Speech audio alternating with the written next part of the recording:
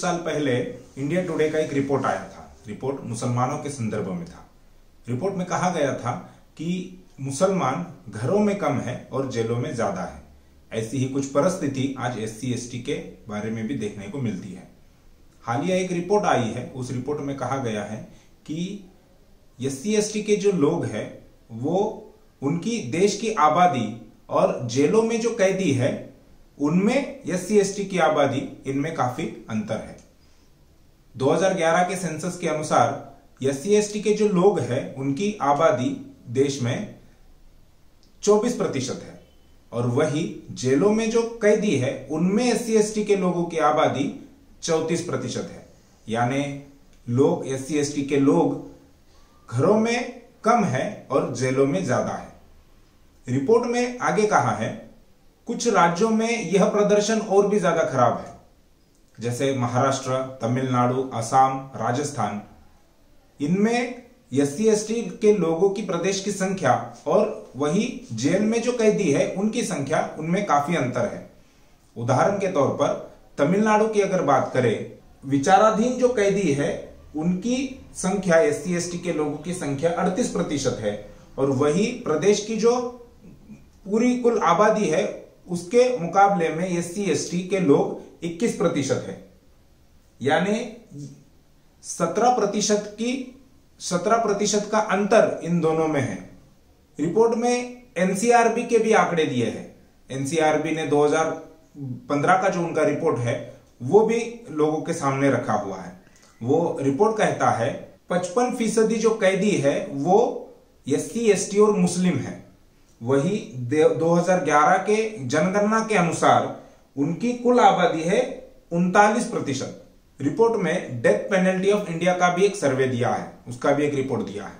उस रिपोर्ट के अनुसार मृत्युदंड की सजा पाने वाले कुल कैदी 2016 में 279 थे। वही पिछड़े वर्ग से यानी OBC SC ST के जो कैदी थे जिनको मृत्युदंड की सजा हुई वो 34% से, सामान्य वर्ग के कैदी जिनको मृत्युदंड की सजा हुई वो 24% थे और धार्मिक अल्पसंख्याक जो लोग हैं वो 20% थे। डेथ पेनल्टी ऑफ इंडिया का 2016 का और एक रिपोर्ट में और एक बात उन्होंने कही है। उन्होंने एक राज्य का उदाहरण दिया है कि गुजरात राज्य में जो 19 लोगों को मृत्युदंड की सजा हुई 2016 में, 19 में से 15 कैदी जिनको मृत्युदंड की सजा हुई वे केवल मुस्लिम समुदाय से थे।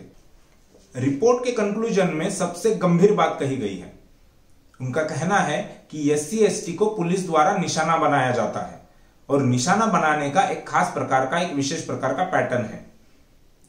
अगली बात उन्होंने कंक्लूजन में कही है कि जो विचाराधीन कैदी है उन पर पुलिस द्वारा किसी भी प्रकार का कोई मुकदमा या कोई चार्जशीट फाइल नहीं होती।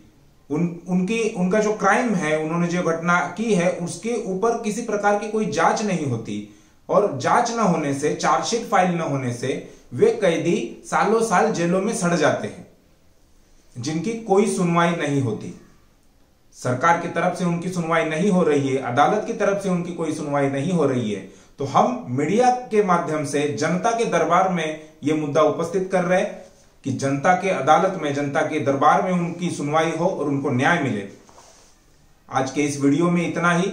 आप इस वीडियो के बारे में क्या कहना चाहते हैं, आपकी क्या राय है, ये हमें कमेंट में जरूर लिखकर बताइए और साथ में ही ये वीडियो लाइक कीजिए, शेयर कीजिए और MN TV के साथ बने रहिए। धन्यवाद।